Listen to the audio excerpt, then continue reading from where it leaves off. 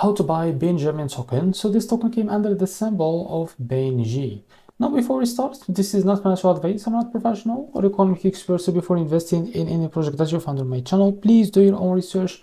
And also there is referral codes down in the description. You can get free money rewards on crypto with the best referral code. Simply use the codes below, fund your account, enjoy the benefits, check them out in the description.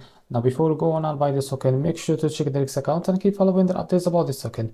As you can see, this token is available on MEXC, so if you don't have an account on MEXC, go down in the description. You will be able to find the referral link, go and create an account on MEXC to benefit from rewards and fund it with some USDT. Now how to be able to buy this token on your MEXC account? Now go and log into your MEXC, as you can see.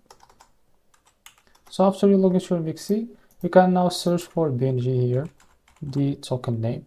And now you will be able to find this pair. Now click on it. Wait a few seconds to load this page. Now you are on the page to buy this token. Click on buy, select the limit, and here you can type how much you want to buy.